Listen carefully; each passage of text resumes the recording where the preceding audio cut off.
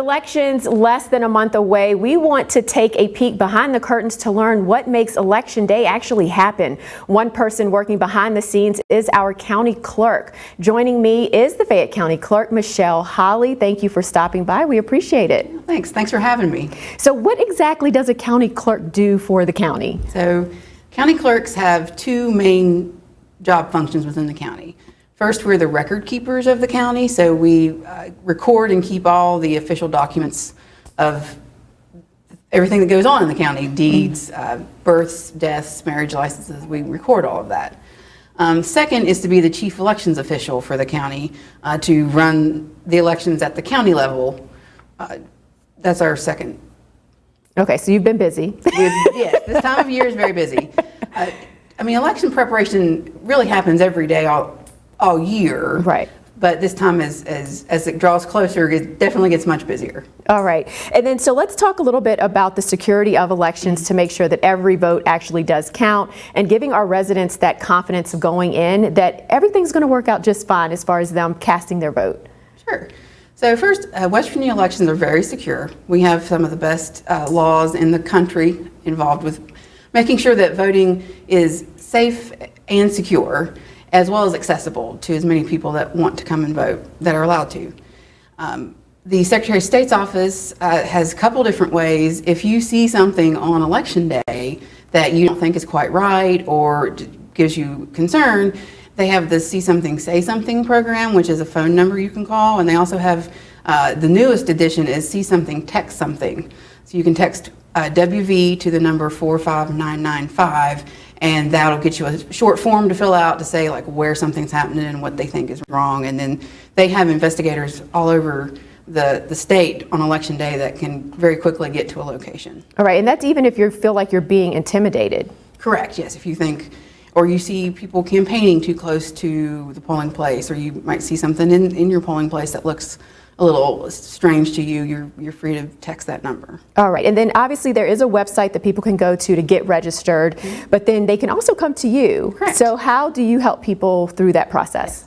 So first, the last day to register to vote for this election is October the 18th. Okay.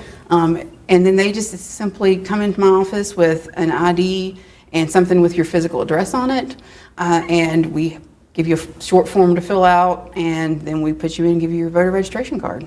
All right, and then on the big day, what time can people start getting in line as far as, or I guess I should ask, because they can get in line as early as they want, Correct. But when will the doors open and how long do they have to vote or to be in that line that day? Yes, so on Election Day, polls open at 6:30 a.m. Okay. And they are open until 7:30 p.m. And as long as you are in line at 7:30, you will be allowed to vote. All right, and then obviously if people wanted to do absentee ballots, they could submit for that, and then also early voting as well. Correct, yes. We are accepting absentee ballot applications now until November the 2nd. And then early voting starts October the 26th and runs through November the 5th. All right, and then so voting obviously is very important, but what if someone wants to get involved in another way, maybe by being a poll worker? What would that process look like? Okay. Poll workers are very important. Election officials are very important to the election process. We couldn't have elections if we didn't have enough people to be there in each individual precinct. So they can call my office or go online and check out through the Secretary of State's website, that govotewv.com. You can also go there and just tell them, fill out a little form that says you're interested in being a poll worker, or call our office and say they'd like to work, and we're doing trainings now. We still have several trainings left, and we would love to get more people involved that way. All right, sounds good. So for the poll workers, is there a certain deadline that they have to volunteer for that position?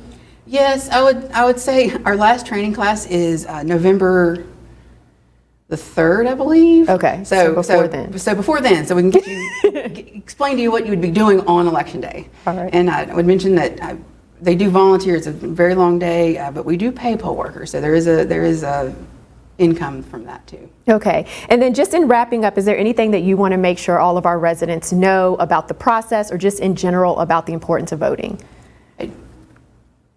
Well, your vote is your voice in our democratic process. Without people voting, we wouldn't have America. So it's very important to vote and to voice your opinion that way. This particular election, in addition to the candidates on the ballot, we have 4 constitutional amendments on the ballot, which are very important.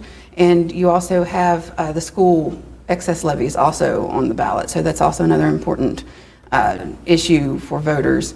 And just, make a plan. Come look on the websites, or call our office to find out where your precinct is, where your polling place is, so that you are confident in knowing where you're going to vote. All right, wonderful. Well, Michelle, thank you for stopping by. I really do appreciate it. Yes, thank you so much. All right, and stick with us. We will be back with more news and sports after the break.